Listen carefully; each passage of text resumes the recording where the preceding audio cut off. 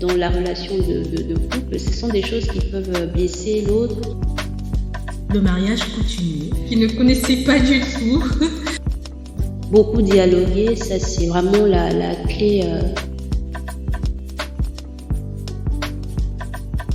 Bonjour à tous, bienvenue dans ce podcast. Je suis Lydia. C'est qui elle? Je sais pas. Et oui, je suis une inconnue du grand public et je vous propose ce podcast que j'ai nommé Je m'appelle. Quoi? Map comme une lecture, une cartographie, un décryptage de la vie de nos invités. Et elles, ce sont ces femmes qui viendront nous partager leur histoire, leur parcours. Il s'agit d'un espace où chacune d'entre nous, à travers des témoignages inspirants, pourront puiser des leçons de courage, de succès, d'amour, de sacrifice, de résilience, bref, des multiples leçons de vie.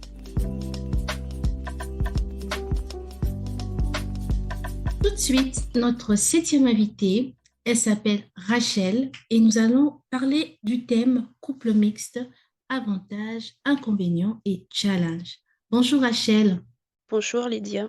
peux-tu te présenter à nos auditeurs? Oui, je m'appelle Rachel, je suis congolaise d'origine. Je suis maman de 2 enfants, une fille et un garçon et je suis mariée donc et dans la vie, professionnelle, je suis enseignante, donc j'ai en charge une classe de CM1 en France. D'accord Rachel. Ben, vu qu'on parlera de couple, quelle image avais-tu justement de la vie en couple, des relations amoureuses pendant ta puberté ou ton adolescence? Alors il faut savoir que, pendant mon adolescence, en fait, je ne pensais pas aux relations, amoureuses, aux relations, voilà, entre filles, garçons. C'est quelque chose que je regardais de loin. Mhm, Je ne me sentais pas du tout, intéressée, en fait, sur cette période-là mhm, de ma vie. Je vais dire que j'étais plutôt spectatrice des relations, que je pouvais voir, de mes amis, de mon entourage. Mais voilà, pour moi, c'était une période assez délicate sur le plan, vraiment personnel. Ça ne m'intéressait pas, voilà. d'accord. Tu avais des amis aussi, garçons, mais c'était vraiment platonique, si je comprends bien, c'est ça? Oui, j'avais des amis, Mhm, mais c'était pas une relation, on va dire, amoureuse avec, voilà, avec ces personnes. Mais effectivement, j'étais entourée des amies filles, surtout au lycée, d'accord. qui avaient, elles, des relations avec, voilà, avec des garçons. On cherche un petit peu à découvrir des choses, à connaître, à s'interroger, il y a le corps qui change, tout ça. Enfin bref. Non, je vois ce que tu veux dire. Mais est-ce que tu t'imaginais te marier à quel âge? Voilà, quelle image tu avais du mariage? Oui, par contre là, j'avais une idée Mhm, de quand ça pourrait arriver. mhm, En fait, c'était simple, hein, pour moi, dans ma tête, c'était qu'il y avait mes études. En fait, je devais, finir mes études. Donc je me disais, si je calcule, mhm, je finirai, j'aurai mon bac à 18 ans. Ensuite, je savais que j'allais passer 5 ans des études universitaires. Ça m'amenait à 23 ans et puis après, bah, ce serait, le travail et seulement après le mariage. Donc voilà, c'était un schéma comme ça, j'avais pour moi, c'était plutôt, vers, 25, 25 ans par là. mhm. Et quelle image avais-tu de cette personne idéale qui allait un jour à 25 ans devenir ton époux? Enfin, j'avais pas de personne idéale. Mhm, À cette époque-là, je pourrais peut-être dire comme toutes les petites filles que voilà, c'était plutôt l'image, de mon père. En fait, je me disais que ce serait peut-être quelqu'un qui serait, qui ressemblerait un petit peu à mon père, enfin, qui serait grand, qui serait intelligent, qui serait drôle, qui serait enfin, mhm. si, tout ce que je pense que, bah, la plupart des petites filles peuvent, imaginer à cet âge-là. Mais je n'avais pas vraiment quelqu'un, d'idéal, comme ça. Enfin, je ne m'asseyais pas pour réfléchir à voilà, à un prince charmant qui viendrait, dans son cheval, blanc, tout ça. C'était pas mon voilà, c'est pas ce à quoi je pensais, Mhm. à l'époque. Tu obtiens ton bac à 18 ans. Tu poursuis des études universitaires au pays ou ailleurs? Alors j'ai eu mon bac effectivement à 18 ans et après, j'ai postulé pour avoir, une bourse, enfin une bourse d'excellence qu'on avait à cette époque-là et j'ai été retenue donc pour, passer enfin pour avoir déjà, cette bourse et puis avoir l'opportunité d'aller étudier à l'étranger et c'était, au Maroc pour ma part. Donc voilà, j'ai quitté le pays. J'avais 18 ans. Donc Mmh voilà, je suis allée au Maroc pour continuer mes études. Donc là, j'ai passé 3 ans, mh. heu et j'ai pu avoir ma licence. Donc Mmh voilà, tout se passait plutôt bien, plus ou mh. moins, on va dire, D'accord. avec des défis et Mmh. Donc je suppose que tu t'es rapproché de la fameuse le fameux âge 25, le fameux 25 ans pendant tes études au Maroc, enfin à la fin de tes études au Maroc et du coup, à ce moment-là, tu as pensé à fonder un foyer juste à la fin de tes études ou tu visais encore, autre chose? Mmh. c'était un peu délicat, un peu compliqué à ce moment-là de penser à fonder un foyer Mmh mh. parce que voilà, on grandissait et voilà, nos idées, enfin mes pensées aussi, mes réflexions par rapport aux relations de couple, au mariage, tout ça évoluait aussi. Mmh. Donc j'arrivais dans un pays qui n'est pas enfin qui n'était pas le mien. J'arrivais au Maroc. Je ne me voyais pas forcément, fonder un foyer au Maroc. Je n'étais pas en phase, en tout cas, avec, la culture locale Mmh. que je respecte, hein, que j'ai appris à connaître et Mmh. que je respecte. Mais voilà, je ne me voyais pas, construire mon foyer au Maroc Mmh. et puis, sur cette période-là du Maroc, j'ai pu rencontrer quand même, quelqu'un. J'ai eu, donc on va voir une relation, une histoire avec cette personne. Mais, voilà, après mes études au Maroc, c'était pas pour moi le moment en fait de Mmh. fonder, un foyer parce que je ne comptais pas m'arrêter à la licence. Mmh. Je voulais poursuivre, mes études, je voulais avoir un master plus tard. Mmh. J'ai fait donc le choix de continuer d'abord les études et de voir, de voir après. D'accord et ce choix t'a conduit en France du coup? Où, tu es venu faire ton master. On va un peu entrer dans le vif du sujet, mais comment as-tu rencontré celui qui va devenir ton mari? Pour faire court, c'est Hein? que, donc j'arrive en France dans les années, 2008-2009 Mmh. et j'ai été accueillie par, ma tante qui habitait à Paris. Donc celui qui est aujourd'hui donc mon mari fréquentait déjà cette famille, donc il venait à la maison et c'est comme ça que je l'ai connu. On discutait, on parlait de tout et de rien, on parlait de politique, on parlait de culture, on parlait on Mmh parlait mh. de on commentait l'actualité, enfin c'est devenu un ami Mmh. et voilà que fil en aiguille comment, les choses se sont passées. Et est-ce que le fait qu'il soit d'une culture différente de toi, t'a fait douter quant à la possibilité de sortir avec lui? On va pas parler de mariage pour le moment, on va dire, voilà, de te mettre en couple avec lui. Est-ce que tu t'es posé des questions? Est-ce que ça va marcher? Est-ce que ça va pas marcher ou pas du tout? Honnêtement, enfin, je ne me suis pas posé cette question-là au départ. Le fait que, voilà, que moi je sois d'origine, congolaise, que je sois noire Ouais. et que lui soit, voilà, d'une origine, on va dire française Mmh. et blanc, ça enfin, ces différences-là, ça ne m'a pas posé de problème en tout cas, quant au choix de m'engager sérieusement avec la personne ou pas. J'étais plutôt préoccupée par autre chose, on va dire, à cette Mmh. époque-là. Je sortais, d'une relation que je considérais, sérieuse et voilà, je voulais juste pas revivre les mêmes choses. Je voulais pas, voilà, j'essayais de me reconstruire par rapport à ça et voilà, je voulais vraiment que ce soit une relation, si je m'engageais en tout cas que ce soit sérieux avec, avec, la personne que j'ai rencontrée et donc il Mhm. s'est avéré, voilà, que que c'était sérieux ensemble jusque-là. Et qu'est-ce que tu as découvert comme point commun que vous avez à l'époque? Et même, voilà, comme trait de divergence, qu'est-ce que tu... Alors les points communs, c'est vrai que, bah, pour s'engager avec quelqu'un, comme je disais, enfin, au départ, c'est que, qu'il venait à la maison, qu'on a pris le temps quand même d'échanger, de discuter et de découvrir finalement des points communs. Parce que voilà, ce sont ces points communs qui rapprochent aussi finalement, Bien sûr. les personnes et voilà, on a découvert, bah, qu'on avait, enfin, on aimait bien on était plus, littéraires, on va dire. Mhm. Il était bibliothécaire, moi je mon parcours était plus littéraire que scientifique, on va dire Mhm.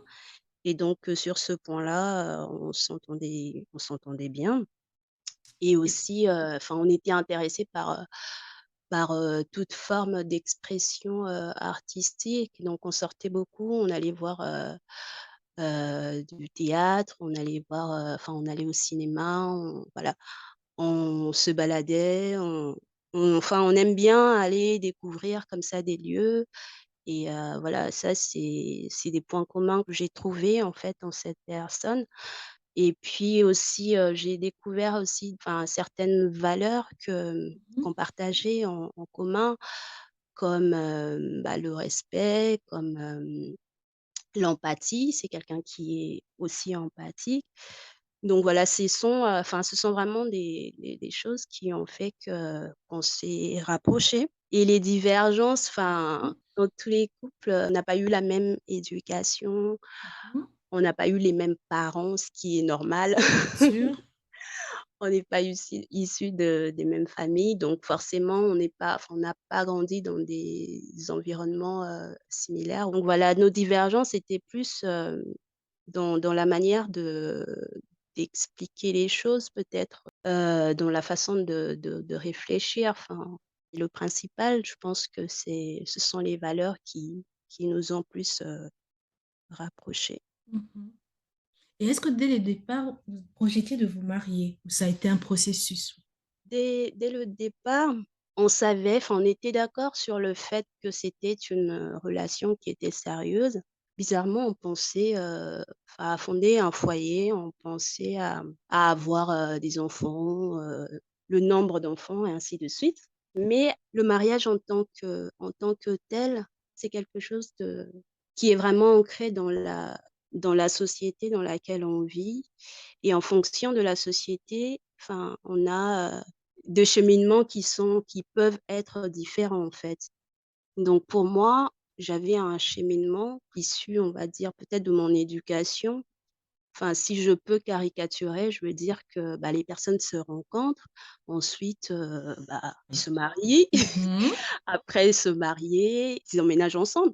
Mhm. Après, ils fondent un foyer et puis après, ils ont des enfants et puis voilà, la vie continue. Mhm. Mais donc pour moi, enfin, le mariage, c'était, un préalable, on va dire, pour, D'accord. continuer. Mais pour lui, enfin, le raisonnement était, on va pas dire à l'opposé, était était différent. Mhm. Voilà, ça fait Mhm. partie aussi des divergences quand je dis, des divergences dans la façon de voir les choses qui peuvent être, Mhm. complètement différentes. Donc pour lui, c'était, voilà, on se met d'abord ensemble, on a des enfants et puis après on peut se marier. Bah Mhm. donc voilà, ça a été un processus, Ouais.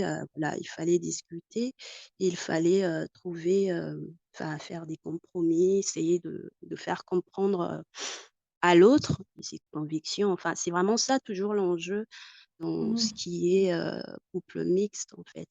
D'essayer de réfléchir à ce qu'on sait, aux pratiques qu'on fait. Peut-être dans un couple, on va dire, non mixte, par exemple, certaines questions ne se poseraient pas parce que ça paraîtrait peut-être évident Mhm. et dans un couple mixte, enfin, il faudrait, arriver à expliquer ses positions. Mais Mhm. c'est un processus effectivement et voilà, on y arrive, quand on veut. En parlant du regard, vos familles. Comment ont-ils pris les uns les autres le fait de savoir que vous étiez en couple mixte? Dans ma famille, j'ai pas senti vraiment de réticence, on va dire, par rapport au fait que je sois avec, une personne d'une autre culture, parce que c'est quelque chose qui est déjà arrivé dans ma famille. Ma sœur aînée aussi a épousé quelqu'un d'une autre origine. Après, Mhm, enfin, même mes autres frères et sœurs aussi, c'est arrivé. Mes parents n'étaient pas du tout réticents par rapport au fait que ce soit quelqu'un d'une autre culture. Ils m'ont simplement demandé, m'ont posé à peu près les mêmes questions que ce que tu es en train de poser, enfin, par rapport aux valeurs. mhm, Est-ce que tu es sûr? Enfin, c'était plus par rapport à moi, en fait.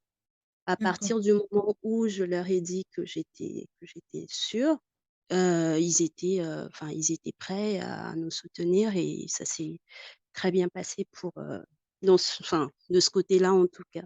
Et dans ta belle famille, du coup? Je me rappelle toujours de la première fois où, donc mon mari m'a présentée à ses parents.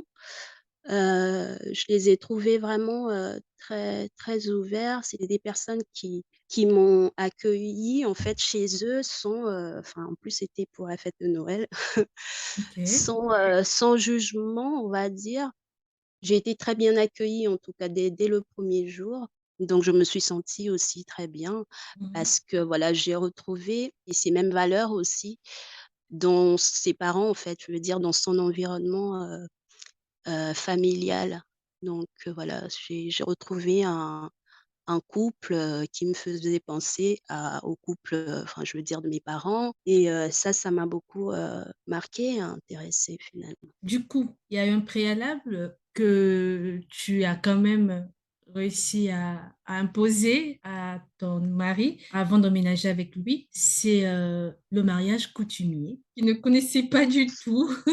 Peux-tu d'abord nous Ouais. expliquer en quoi consiste un mariage coutumier en Afrique? Et ben, le mariage coutumier. Mhm, Il y a tellement d'a priori autour de ce concept. Enfin, je veux dire que j'ai eu peut-être la chance de rencontrer quelqu'un qui a été déjà, au pays, on va dire, qui a été au Congo, qui a vécu un petit peu au Congo. Donc il a passé quand même quelques mois, là-bas et en France, il fréquentait, on va dire le milieu, des Congolais. Donc c'est quelqu'un qui savait à peu près, enfin de loin, mhm, que ça existait, qu'il y avait un mariage, coutumier qui existait. Donc voilà, le mariage coutumier, c'est un mariage mhm, comme, voilà son nom, l'indique. Alors au pays, c'est, la rencontre finalement entre, 2 familles parce que dans nos traditions, on considère que le mariage, c'est une affaire de famille. Donc la famille du mari va demander la main et va verser, la dot, on va dire. C'est donc un symbole pour, remercier, la belle famille d'avoir gardé l'épouse ou voilà et c'est un symbole que le mari vient donner pour honorer, en fait, sa femme et voilà, la belle famille, donc la famille de la femme qui accepte le présent apporté par le mari et donc en échange autorise, en quelque sorte, que leur enfant, devienne la femme de monsieur qui serait présenté avec sa famille. Donc voilà, le mariage coutumier, c'est simplement ça, c'est, la rencontre de ces 2 familles, pour célébrer finalement l'union, de 2 personnes. si j'ai bien compris, donc il a finalement bien pris puisque il avait déjà eu écho de ça, il a un petit peu vécu au Congo, il côtoyait des Congolais, donc ça a été évident pour lui qu'il devait passer par là. C'est bien ça? Évident, c'est peut-être trop dire, Ok, mais vas-y. je pense que le fait qu'il sache un petit peu que c'est quelque chose, c'est une pratique qui existait, a peut-être permis de mieux l'accepter après, par la suite. Parce qu'après, enfin la crainte, c'était, surtout peut-être au niveau de son entourage, au niveau de sa famille aussi. parlaient de dot, c'était comme s'ils allaient pour acheter une, personne, en fait. On D'accord. donne de l'argent en contrepartie, on reçoit une OK. femme, enfin et c'est ça qui gênait, en fait, je pense. Mais voilà, à partir du moment où on arrive à bien expliquer les choses, à expliquer qu'il ne s'agit en aucun cas de la vente de personnes, enfin, s'il s'agit vraiment d'un symbole parce que, enfin, de toute façon, il y a pas, un montant qui qu'on peut payer pour, avoir une personne, en fait. Bien sûr. Une personne est in enfin, c'est quelque chose d'inestimable, on peut pas payer pour avoir une personne donc bah, il fallait bien expliquer les choses et je pense que j'ai réussi quand même à expliciter certaines choses et c'est passé même par des vidéos, il fallait qu'ils voient. On a regardé des vidéos de comment ça se passait, de pourquoi, du comment et au final, voilà, Ah, ça s'est plutôt bien passé. c'était vraiment pas si évident que ça apparemment. Non, non, non. Ouais. Enfin, dans tout, en fait, je pense qu'il y a souvent un manque d'informations Mmh. qui fait que, bah, que les gens réagissent d'une manière ou d'une autre en présence de quelque chose qui leur est complètement étranger. Et quand, en face, on a quelqu'un qui veut comprendre, c'est plus facile, je Mmh.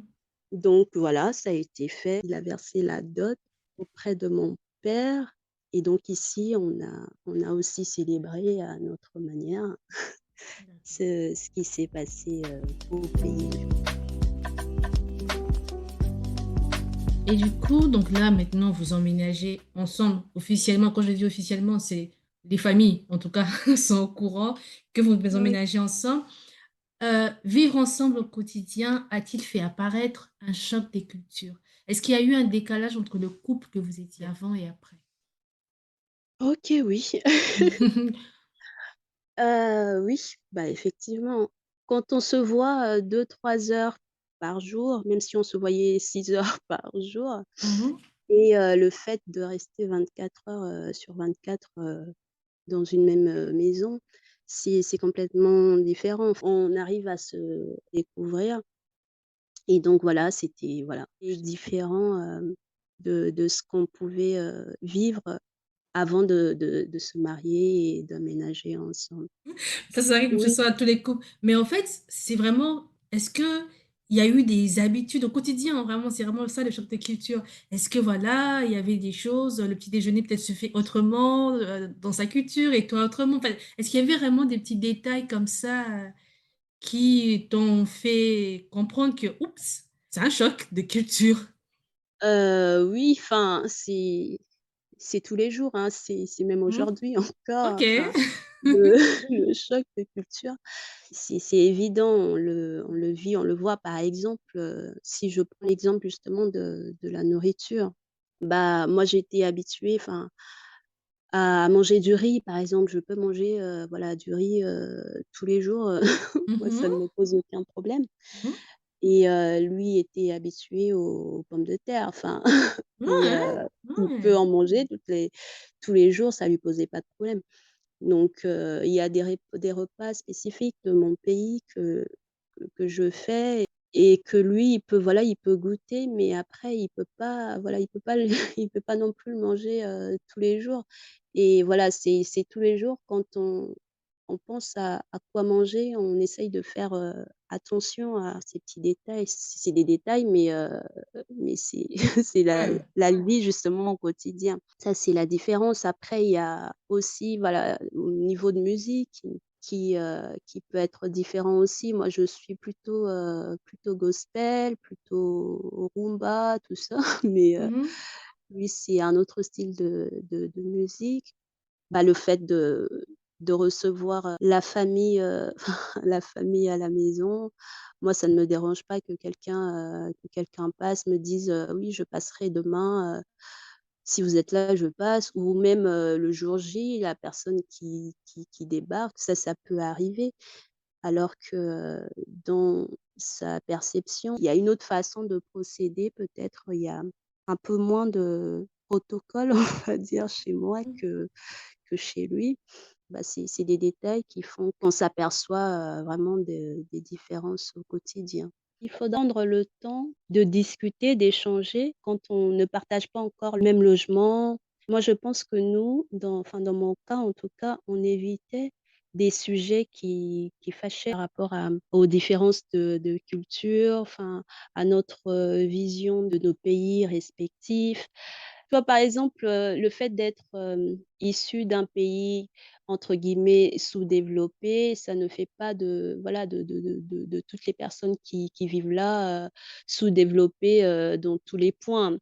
Du coup, ça, dans la relation de couple, ce sont des choses qui peuvent, blesser l'autre, qui peuvent, choquer, qui peuvent, offenser et si on le dit pas avant, dire à l'autre: «Ça me blesse, ça me choque», pour éviter, d'avoir des moments de tension et voilà, en parler avant, beaucoup dialoguer, ça c'est vraiment la clé, pour, essayer de réussir sa vie de couple, mixte.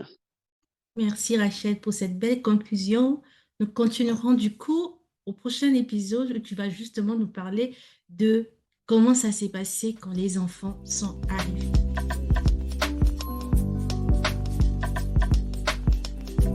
Vous venez d'écouter le podcast Je m'appelle, présenté par Lydia.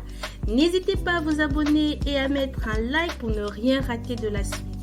Vous pourrez retrouver les liens des réseaux sociaux de notre invité en description juste en bas. Je vous dis au prochain épisode.